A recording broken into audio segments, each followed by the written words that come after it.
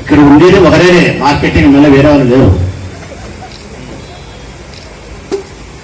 నేనేమో సింగపూర్ నుంచో అమెరికా నుంచో దిగిపడిన రాజకీయ నాయకులు కాదు. రామేశ్వరంలో దేవరాలగాడ పుట్టి ఆకలితో పెరిగిన నా కొడుకు నేను. ఏడ పుట్టినా? రామేశ్వరంలో దేవరాలగాడ పేదరికంలో పుట్టి పెరిగిన అత్యంత పేదరిక వర్గంలో నుంచి వచ్చిన మనిషి నేను. 25 ఏళ్ళ నుంచి అట్టు వచ్చిన. ఏదో చెప్తారు చూడే, మేనమామ తెలియదా మీ అని చెప్పి. ఇక్కడ ఎవరున్నారు, ఏముండారు, ఏం జరుగుతుంది నాకు తెలియదా? ఊరందరికీ పంపించినారు మున్సిపాలిటీలో. ఒక మంచి కార్యక్రమం జరుగుతుంది రాండి అని చెప్పి, దీంట్లో మీ సలహాలు ఉంటాయండి అన్నారు. సంప్రదింపులు చేయండి అని చెప్పినారు. ఏదైనా మీ వీధి వర్తించకపోతే చెప్పండి అని చెప్పినారు. అన్ని సంస్థలకు, వ్యాపార సంఘాలకు అందరికీ పంపించినారు. ఎవరు వచ్చినారు? మార్కెట్ వాళ్ళు వచ్చినారు. ఎందుకు వచ్చినారు మార్కెట్ వాళ్ళు? వాళ్ళకు ఉండబడిన సమస్యలు చెప్పేదానికి తెలుగుదేశం పార్టీ నాయకత్వంలో కలిసి ఇక్కడికి వచ్చి 4 రాళ్ళు వేసేదానికి మీరు వచ్చినారు. సప్పట్లు కొడుతున్నారు. ఎక్కడన్నా న్యాయం ఉందమ్మా మీరు సప్పట్లు కొట్టే దాంట్లో? ఒక్కసారి బాగా ఆలోచన చేయండి. అన్ని విషయాలు చెప్తా. తమ్ముడు ప్రవీణ్ మాట్లాడింది రాసుకున్నా, ఈవి సుధాకర్ సార్ రాసుకునేది చెప్పినది రాసుకున్నా, ముత్యాలన్న మాట్లాడినది రాసుకున్నా, అమీరన్న మాట్లాడినది రాసుకున్నా, తర్వాత మా కర్నూలు వెంకటమ్మ రామేశ్వరం మా పెద్ద మాట్లాడింది రాసుకున్నా, ఆయన పిల్లకాయ మాట్లాడింది రాసుకున్నా, శివచంద్ర మాట్లాడింది రాసుకున్నా. తెలుగుదేశం పార్టీకి సంబంధించిన నాయకులు మాట్లాడిన ప్రతి మాటను ఆత్మంతం శ్రద్ధగా విన్నా. కారణం, వారి మాటలు నేను గౌరవించాల్సిన అవసరం ఉంది, పరిగణలోకి తీసుకోవాల్సిన అవసరం ఉంది, దానికి చెప్పాల్సిన అవసరం ఉంది. ఆరోగ్యకరమైన రాజకీయాలు ఇక్కడ నడవడానికి, జరపడానికి నేను ముందుకు వచ్చినప్పుడు ఇట్లా ప్రవీణ్ లాంటి పిల్లలు రాజకీయాలకు, యువకులు, పిల్లలు కాదు, యువకులు రాజకీయాల్లోకి వచ్చి వాళ్ళు కూడా ఈ ఆదర్శవంతమైన రాజకీయాలను ప్రోత్సహించడానికి సహకరించిన మంచి వాతావరణం కూర్చొని, ఇదిగోన్న నా సలహా ఇది, ఇట్లా చేస్తే బాగుంటుంది, ఓట్లే, అభివృద్ధి అని చెప్పి మంచిగా వచ్చి మాట్లాడినప్పుడు ఎస్ వెల్కమ్. నేను అటువంటి యువకులను ప్రోత్సహిస్తా, ముందుకు రమ్మని ఆహ్వానిస్తా. ఒకనాటికి ఇట్లాంటి యువకులే మా తరం అయిపోయిన తర్వాత ఎమ్మెల్యేలు కావాలా మనస్ఫూర్తిగా కోరుకుంటానా, యువతరాన్ని ఆహ్వానిస్తానా నేను. అయితే మంచి పద్ధతుల్లో ఎన్నిక కావడానికి కావాల్సిన ప్రయత్నమే సక్రమైన మార్గంలో సత్విమర్శ కాకుండా రాజకీయ ప్రయోజనాల కోసం చేసే విమర్శల వల్ల మనం ఎదుగుతాంలే అనుకుంటే ఇది పొరపాటు. ఇప్పుడు చెప్తాను ఈ సమస్యలన్నిటి కూడా. ఎన్నికల కంటే ముందు 2014లో మా పార్టీ అధికారంలోకి వస్తే మీకు తాగడానికి నీళ్ళు ఇస్తా, దూరం లేకుండా చేస్తా, మార్కెట్ ఆధునీకరణ చేసి కొత్త మార్కెట్ నిర్మిస్తాం, గవర్నమెంట్ హాస్పిటల్లో మెరుగైన వైద్య సేవలు అందిస్తాం. ఇవన్నీ మీకు చెప్పినా. దురదృష్టవశాత్తు మా ప్రభుత్వం, మా పార్టీ అధికారంలోకి రాలేకపోయింది. అదృష్టవశాత్తు మీ అందరి ప్రేమ చేత నేను గెలవగలిగిన. నేను గెలిచింది ఈ నియోజకవర్గ ప్రజల యొక్క అభిమానం అనే భిక్ష. ఆ భిక్షను రాచమల్లు ఎప్పుడు కూడా విస్మరించాడు. రాచమల్లు శరీరంలో ఉండే రక్త కణాలు ఎన్నున్నాయో తెలియదు, కానీ డాక్టర్లు చెప్తారు ప్రతి రక్తపు కణములోనూ అణువుగా నా తల్లిదండ్రుల ద్వారా నాకు సంక్రమించినది కృతజ్ఞతా భావం. ఏది విస్మరించినా కృతజ్ఞతా భావాన్ని విస్మరించను. నా ప్రాణం ఉన్నంత వరకు కృతజ్ఞతా భావాన్ని కలిగి ఉంటా. ఇంత బీదోన్ని, ఇంత మామూలోన్ని 2 సార్లు ఎమ్మెల్యే చేసింది, 4 సార్లు కౌన్సిలర్లు చేసింది మీరు కాదా? మిమ్మల్ని మర్చిపోతానా? అందువల్ల నాకుండే పేరే క్లాస్ లీడర్ కాదు, Rachamallu mass leader. 100% mass leader అనే నాకు పేరు. పేదరిక మధ్యతరగతి వర్గాల నుంచి వచ్చిన వాడిని, దైనందిన జీవితంలో ఆకలి కోసం పోరాటం చేసే శ్రామికుల కష్టాల నుంచి, కన్నీళ్ళ నుంచి ఎదిగిన నాయకుడిని. ఈరోజు అధికారం వస్తానే కోపడతానా? నేనేమన్నా అధికారం వస్తానే మిమ్మల్ని విస్మరిస్తానన్నా? మిమ్మల్ని విస్మరించి మీ జీవితాలు నాశనం చేసి నేను మళ్ళీ ఎమ్మెల్యే కావాలన్నా? ఎప్పుడైతే పేదరికం నుండే మనిషి యొక్క జీవితానికి, ఆకలికి రాచమల్లు అడ్డంకి కలిగిస్తాడో, అట్లా కలిగించి రాజకీయం చేయాల్సిన పరిస్థితి వస్తే దానికంటే రాజకీయ సన్యాసమే మేలు, నా భార్య పిల్లలతో గడపడమే మేలు. అవసరం అనుకుంటే మీకు కష్టం కలిగే చర్యల్లో నా పార్టీని కూడా ఎదిరించగలుగుతా. విజ్ఞప్తి చేసి వినయం చేసి కాళ్ళు పట్టుకొని కడుపులు పట్టుకొని అన్ని మాట్లాడిన తర్వాత కూడా మీకు ఏదైనా అన్యాయం జరుగుతుందంటే అటు వదిలి మీతో కలిసి ప్రయాణం చేసేవాడిని. ఆ గట్టును ఉంటావా నాగన్నా, ఈ గట్టును ఉంటావంటే ఈ గట్టును ఉండేవాడే రాచమల్లు. ఇప్పుడు కొత్తరా సప్పట్లు మాట్లాడుతున్నారు. ఏం మీరు అడిగింది ఆ రోజు ఏంది? మనము వరదరాజరెడ్డి పెద్ద ఆయన ఎమ్మెల్యేగా ఉన్నప్పుడు మార్కెట్ కట్టాలా అన్నాడు. నేను మీతో కలిసి మార్కెట్కి వచ్చి ప్రయాణం చేసి నేనుండా, అందరూ ఉన్నారు ఆ రోజు. ముత్యారన్న ఉన్నాడు, సుధాకర్ సార్ అందరూ ఉన్నాం.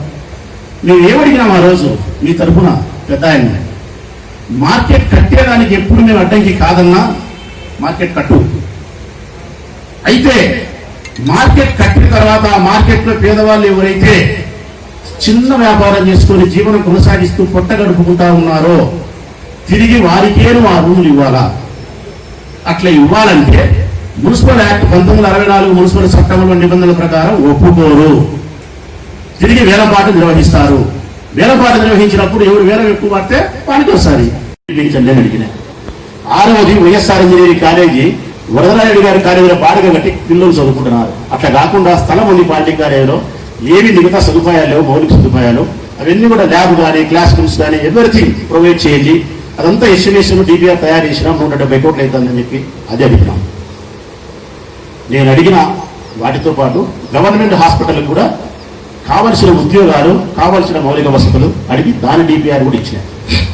అమృత్ పథకం కింద మంచినీళ్లు వస్తా ఉన్నాయి. అది మన ప్రభుత్వంలో జరిగిన కార్యక్రమం కాదు. భారతీయ జనతా పార్టీ, తెలుగుదేశం పార్టీ ఉన్నప్పుడు శాంక్షన్ అయ్యేది. కొంత మున్సిపాలిటీ ఎక్కువ మున్సిపాలిటీ కట్టాలా, తక్కువ స్టేట్ గవర్నమెంట్ కడుతుంది, కొంచెం స్టేట్ గవర్నమెంట్ కంటే సెంట్రల్ గవర్నమెంట్ కట్టాలి. సో ఆ డబ్బులో కూడా మున్సిపాలిటీ నుంచి మాకు భారం లేకుండా 60% మున్సిపాలిటీకి సంబంధించిన డబ్బులు మీరే ఇవ్వండి కాంట్రాక్టర్కు. తర్వాత మీరు వాటర్ గిట్ని తీసుకొస్తామన్నారు జిల్లాకు, దాంట్లో ప్రభుత్వం ఇంక్లూడ్ చేయండి. ఇవి నేను అడిగింది. నేను అడిగిన వాటిలో ఈ మున్సిపాలిటీకి సంబంధించి ఈ 3 ఆయన ఓకే చేసి ఆయన దస్తూరితో రాసినది, ఆయన చేతులతో చాలా ఇంపార్టెంట్ ఇవి చేయండి అని చెప్పి ఎస్సీఆర్ ఆఫీస్కు అందరికీ వచ్చినది. తర్వాత గవర్నమెంట్ హాస్పిటల్ సంబంధించి కూడా శాంక్షన్ చేసినారు. దానికి కూడా నాకు తెలిసి రేపు నెలలో టెండర్లు అయిపోతున్నాయి. 18 కోట్లకు మన 20 కోట్లకు మన పొద్దుటూరు గవర్నమెంట్ హాస్పిటల్ టెండర్ జరగబోతా ఉన్నాయి. 53 కోట్లతో రాజేశ్వరం నుంచి అటు పక్కకు బ్రిడ్జికి టెండర్ పిలిచబోతున్నారు. 170 కోట్లతో వైఎస్ఆర్ ఇంజనీరింగ్ కాలేజీకి టెండర్ పిలిచబోతున్నారు. దాదాపు 5 నుంచి అంతకంటే ఎక్కువ కోట్లతో బస్ స్టాండ్ ఆధునీకరించబోతూ ఉన్నారు. ఈ 3 పనులు చేయబోతున్నారు. వాటర్ గ్రిడ్ను కడప జిల్లాలో 7 నియోజకవర్గాలు కేటాయిస్తే 2500 కోట్ల రూపాయలు ప్రొద్దుటూరు ఇంక్లూడ్ చేసి 600 కోట్ల రూపాయలు మనకు కేటాయించినారు. డిసెంబర్లో టెండర్ జరగబోతోంది. ఇప్పుడు సపోర్ట్లు కొట్టండి అన్నా, డిసెంబర్లో టెండర్ జరుగుతుంది.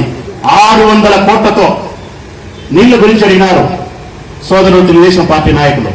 ఎన్ని విధాలు ఉంటే అన్ని విధాలు మనం తీసుకోవాలని చెప్పి ఎస్, అందులో భాగంగానే అమృత్ పథకాన్ని త్వరితగతిగా పూర్తి చేసి 16-17 పైసలు పూర్తి చేసి తెలుగుదేశం ప్రభుత్వం సమాప్తమైపోయింది అన్నాడు. 16 పైసలు పూర్తి చేసిన ఆ పనిని నేను ఈ ప్రభుత్వం వచ్చిన తర్వాత తీసుకొని ఇప్పుడు 30 పైసల వరకు పోయినాం, దాటిపోయినాం. ఈ మున్సిపాలిటీ నుంచే 10-15 కోట్లు డబ్బు కట్టినాం. ఆ పనిని కూడా పూర్తి చేసి రోజుకొక వారం మీకు నీళ్లు ఇయ్యలేకపోతే రాజకీయాలు ఉండను. ఇంకొకటి కూడా కర్నూలు వెళ్ళటమేనా అడిగినాడు, ఉన్నాడో పోయినాడు అన్న. మరి అన్నకు షుగర్ ఉంటుంది, వాటి ఇంటికి వెళ్ళాడు. వరద కాలువ ద్వారా వచ్చే నీటిని పిన్నాలు అనుసంధానం చేసే కార్యక్రమాన్ని పూర్తి చేయకుండా ఇబ్బంది చేసినారు. దాన్ని కూడా చేస్తే బాగుంటుంది నీళ్ళకని. ఇది కూడా ముఖ్యమంత్రి గారిని కలిసి నేను, కల్లూరు నాగేంద్ర, శివచంద్రారెడ్డి అందరం కలిసి పోయి ఈ నీళ్లకు మనకు చాలా అవసరం సార్ అని చెప్పి లెటర్ ఇచ్చినాం, రిక్వెస్ట్ చేసినాం. ఎందుకన్నా వాటర్ గ్రిడ్ వస్తుంది కదా, అమృత్ పథకం జరుగుతుంది కదా, మళ్ళా దీనికి 100 కోట్లు 120 కోట్లు అనవసరం కదా అని ముఖ్యమంత్రి గారు చెబితే కూడా ఒక్క దావ కాదులే సార్, 4 రకాల దావలు ఉంటే మేలు మంచినీళ్లకు. ఇల్లునే దీపం ఉన్న ఇల్లు సగబెట్టుకోవాలా, మీరుండగానే మా ఊరికి ఏమైనా చేసుకోవాలా, మీ చేతులు కాదు కాళ్ళు అనుకుంటున్నాం, శాంక్షన్ చేయండి అని చెప్పి అడిగి దాన్ని శాంక్షన్ చేయించుకొని సంబంధించిన అధికారులకు ఫోన్ చేయించుకున్నాం. ఈ బుద్ధు కరెక్ట్గా అయినారు. ఇరిగేషన్ ఈఎన్సీ చీఫ్ ఎవరైతే నారాయణ రెడ్డి గారు ఉన్నారో ఆయన దగ్గర ఈ ఫైల్ సంతకం అవుతుంది. ఇప్పుడు ఈ సంతకం అయ్యే ముందు ఫైనాన్స్ మినిస్టర్ ఫోన్ చేసినాడు ఈఎన్సీకి. ముఖ్యమంత్రి గారి దగ్గర నుంచి ఈ పనికి సంబంధించిన ఫోన్ నాకు వచ్చింది. ఈ పని చేయాలా చేయకూడదనడానికి మీ అభిప్రాయాన్ని తెలియజేస్తూ లోకల్ ఎమ్మెల్యే అభిప్రాయాన్ని తీసుకొని ఆయనకి ఇష్టమైతే చెయ్యండి, ఇది ఉపయోగం కాదు అనుకుంటే కన్నా దాన్ని రిజెక్ట్ చేయండి అని చెప్పినాడు. అప్పుడు నన్ను మళ్ళీ అడిగితే నేను లెటర్ ఇస్తానని చెప్పిన. అప్పుడు సంబంధించిన అధికారులు నాతో ఏమంటున్నాడు తెలిసిన, ఈ పని వదరాలేదు కదా, నీకు ఆయన రాజకీయ ప్రత్యర్థి కదా, నువ్వు అంగీకరిస్తావా అని అడిగారు. దాంట్లో 20 కోట్లు 30 కోట్లు 40 కోట్లు డబ్బు వస్తే పెద్ద ఆయనకు రానిలే, నాకేం బాధ లేదు, నాకు నీళ్ళు వచ్చేసాలు, మా మధ్య వైషమ్యాలు వద్దు, బంగారంగా ఆయనే చేసుకోమను, నేను అంగీకరిస్తానని చెప్పి లెటర్ రాసిచ్చిన. ఇచ్చి మళ్ళా నా దగ్గరికి వాళ్ళ మనిషి వచ్చి మాట్లాడితే చెప్పిన, సంతోషంగా నేను అంగీకరిస్తానన్నా, మీరు ఆ కాంట్రాక్ట్ ఎవరో మీరు చేసి త్వరతగతిని చేసి 10 రూపాయలు మీరు సంపాదించుకోండి, నాకు వచ్చిన బాధే లేదు, నాకు నీళ్లు కావాలని చెప్పిన. స్పెషల్ కలెక్టర్ దానికి అపాయింట్ చేసినారు. ఇప్పుడు ఎంఆర్ఓ శ్రీనివాసులు మనకు పనిచేసినాడు, మన కడపలో పనిచేసినాడు కలెక్టర్ ఆఫీస్లో, ఆయనకు వేసినారు స్పెషల్ కలెక్టర్గా ఈ పనికి. ముద్దనూరులో ఆఫీసు, పల్లపాడు వెల్లాల గ్రామాలకు సంబంధించిన భూమిని అంతా కూడా అక్విజిషన్ చేసినారు. వాళ్ళ తో మాట్లాడి 12 లక్షలకు ఒప్పించి వీళ్ళకి 12 లక్షల రూపాయల డబ్బు ఈ బుద్ధు రేపు బ్యాంకులో పడుతుంది. 12 లక్షలు పడుతుంది రైతులకు. రైతులందరూ అంగీకరించినారు. రైతులకు ఉన్న సమస్యలు తప్పించిన కాంట్రాక్ట్ ఎవరైతే చేస్తారో వాళ్ళు చేసినా నాకు అభ్యంతరం లేదని చెప్పి అంగీకరించిన, ముఖ్యమంత్రి గారి కాళ్ళు పట్టుకొని నేను ఒప్పించిన, వాటి మీద 600 కోట్లు తెచ్చి నీళ్ళు ఇచ్చేదానికి ఏర్పాటు చేసిన, అమృత పథకాన్ని వేగంగా నడిపించే ప్రయత్నం చేసిన, కాలువలన్నీ ఆధునికించి దోమలు లేకుండా మన పిల్లలు కాపాడుకునేదానికి రెడీ చేసిన, కొత్త మార్కెట్ కట్టుకొని మన ఆడవాళ్ళందుకు శుభ్రంగా పోయి మార్కెట్కి వచ్చేదానికి దాన్ని రెడీ చేస్తానా, మార్కెట్లో ఉండే నీ కడుపులు కొట్టకుండా నేను మాట ఇస్తాను. ఈ కార్యక్రమాల్లో నీకేదైనా అభ్యంతరం కలిగితే, నీకేదైనా బాధ కలిగితే మీతో కలిసి నేను యుద్ధం చేస్తా, రాజకీయాల్లో కూడా ఉంటాను. ఏమన్నా నమ్ముతారా? ఎక్కడైనా ఇంకా నాలో ఏదైనా లోపం ఉన్నా మీకు కనిపించినా ఇది మీకు చేస్తే బాగుంటుందంటే మీరంతా నా వాళ్ళు కాదా? నాతో కలిసి ప్రయాణించిన వాళ్ళు కాదా? కలిసి బోధి లేదా? కలిసి టీ తాగలేదా? మీ మార్కెట్లో కలిసి నేను కూర్చోలేదా? నేనేమో అధికారం వస్తానే పెద్దోళ్ళు అయిపోయినానా? ఎప్పుడు కాదన్నా. ఎన్ని సంవత్సరాలు ఉన్నాయి రాచమల్లు, పేదవాళ్ళ గుండెల్లోనే ఉంటాడు, పేదవాళ్ళ కష్టంలోనే ఉంటాడు. మీతో పాటే నడుస్తా, మీతో పాటే బతుకుతా, మీతో పాటే చచ్చిపోవాలని కోరిక కూడా ఉంది. ఇక్కడే నమ్మండి. ఇంకా ఏదైనా డౌట్ ఎవరన్నా చెప్పండి. తెలుగుదేశం పార్టీ నాయకులు కూడా పూర్తిగా నేను గౌరవిస్తానా, వారిని ఆహ్వానిస్తానా, ఇటువంటి సలహాలు వారు ఇస్తే తీసుకుంటాం. ఒక్క సలహా కూడా చెప్పినా ఇప్పుడు నేను ఒకే మార్కెట్ ఏమీ లేకుండా కట్టి ఎట్లుంటుందనే దానికి ఒక సలహా ఇచ్చినారు. దాన్ని కూడా పరిశీలించి మళ్ళీ వాళ్ళతో నేను ఫోన్లో మాట్లాడి, అవసరం అనుకుంటే చేయని మళ్ళీ కమిషనర్ ఛాంబర్లో కూర్చొని పిలిపించుకొని వాళ్ళతో మాట్లాడి అందరం కలిసే ముందుకు పోతాం. రాచమల్లు ప్రసాద్ రెడ్డి నాయకత్వంలో అనే మాట కాకుండా తెలుగుదేశం పార్టీకి సంబంధించిన సుధాకర్ రెడ్డి, లింగారెడ్డి మామ, ముక్తియారు, ప్రవీణ్ తమ్ముడు, అమీర్ అన్న, పెద్ద ఆయన వరదరాజరెడ్డి, వరదాడికి సంబంధించిన మనుషులు అందరి నాయకత్వంలో కలిసి ఈ ఊరు అభివృద్ధి జరుగుతుంది. రాచమల్లు అనేవాడు వెనక ఉంటాడు లాస్ట్. వీళ్ళందరూ నాకంటే పెద్దోళ్ళు సార్, నాకంటే 15 ఏళ్ళు పెద్దోళ్ళు. ప్రేమ నాకు ఉండాలా? మీ ప్రేమ నాకు ఉండాలంటే కదా మీ మేలు నేను కోరాలా? మీ మేలు నేను కోరనా? ఇప్పుడు స్పష్టంగా చెప్తా ఉన్నాను మీకు, మార్కెట్లో ఉండే ఇప్పుడు వాళ్ళకి ఎవరికైనా చిన్నపాటి ఇబ్బంది జరిగే కార్యక్రమం ఏమాత్రం నాకు అనుమానం వచ్చినా మార్కెట్ నిలిపేస్తా. చిన్నపాటి అనుమానం వస్తే మార్కెట్ నిలిపేస్తా. అంతా నా మాట ప్రకారమే జరుగుతుంది, ఎక్కడ ఇబ్బంది లేదు. మళ్ళా వీళ్ళకు పునరావాసం ఉంటుంది, అక్కడ బ్రహ్మాండం వీళ్ళు బతుకుతారు అనుకుంటే నేను మార్కెట్ యార్డ్లో పెట్టి ఇక్కడ కట్టి తీసుకొచ్చి మిమ్మల్ని కూర్చోబెట్టి ఆ రోజు మన సార్ను, ప్రవీణ్ను, ముక్తారను, అమీరను అందరినీ పిలిచి అందరం కలిసి ఆ రోజు బిర్యానీ వండుకొని అక్కడ తిని మీతో కలిసి మేము ఇంటికి పోతాం. మేము నమ్మండి అన్న, నమ్మండి. నేను ప్రవీణ్ చెప్పిన మాటలు కానీ, సార్ చెప్పిన మాటలు కానీ, ముక్తారని చెప్పిన మాటలు కానీ ప్రతి మాటను స్వీకరిస్తా ఉన్నా. వాళ్ళు కూడా చాలా సంస్కారయుతంగా మాట్లాడినారు. వచ్చి ఇంతకుముందు రాజకీయ నాయకుల మాదిరి వచ్చి 4 రాళ్ళు దిగి నిగులు పోదాం, విమర్శిస్తాం, బురద కూర్చో వాడే కడుక్కుంటానులే, ఇంకా గొడవ వాతావరణం పెట్టుకున్నాం, రసావాసం చేస్తాం, ఇవన్నీ 20 ఏళ్ళ కింద జరుగుతున్నాయి, 10 ఏళ్ళ కింద జరుగుతున్నాయి. అట్లా జరగలే. అట్లా జరగకుండా సంస్కారయుతంగా ఒక మంచి పద్ధతుల్లో సలహాలు ఇచ్చినందుకు వారికి నేను హృదయపూర్వకంగా శిరస్సు వంచి ధన్యవాదాలు చెప్తా ఉన్నాను. ముందు ముందు కూడా ఇట్లనే వాళ్ళు రావాలని, మేము వాళ్ళు కలిసి ఉండాలని, ఎక్కడ మా మధ్య వైషమ్యాలు ఉండకూడదని, ప్రొద్దుటూరు పట్టణంలో శాంతియుత వాతావరణానికి భంగం కలగకూడదని, వాళ్ళ ఇంట్లో పెళ్లి జరిగితే నేను పోవాలా, మా ఇంట్లో దుఃఖం జరిగితే వాళ్ళు రావాలా, అటువంటి వాతావరణంలోనే మేము రాజకీయాలు చేయాలని మీరు ఇచ్చే సలహాలను ఎప్పుడు కూడా రాచమల్లు మనస్ఫూర్తిగా తిన్నవారై పెద్దలు ఇచ్చిన మీ అనుభవాన్ని స్వీకరిస్తానని చెప్పి మాట ఇస్తా ఉన్నా.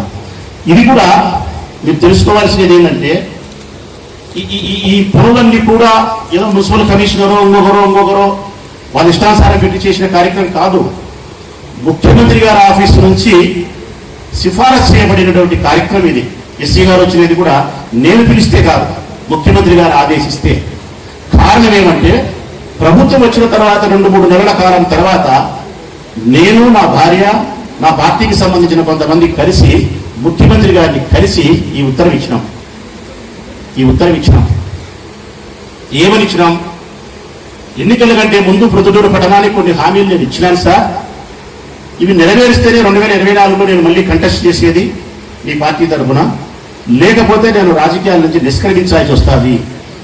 నేను నిష్క్రమించకపోయినా మాట తగ్గితే జనం నన్ను నిష్క్రమించే పరిస్థితి చేస్తారు. ఏం కావాలా అని అడిగినాడు. ఒకటి, 70 సంవత్సరాల పైపు లైన్ ఇది, తుప్పు పట్టిపోయింది, కనిష్టమైన వాటర్ వచ్చి కలరాలు వచ్చే ప్రమాదం ఉంది, ఇది మార్చాలా. రెండోది, దోమలతో మా పిల్లలు 2016లో 200-300 మంది చచ్చిపోయినారు డెంగ్యూ వ్యాధి జ్వరాలతో. ఇదే అసెంబ్లీలో నేను మాట్లాడినా ప్రతిపక్ష పార్టీ శాసనసభ్యునిగా. ఇది చేయాలంటే 150 కోట్లు అవుతుంది. వాళ్ళందరినీ నేను పూర్తిగా గౌరవిస్తాను.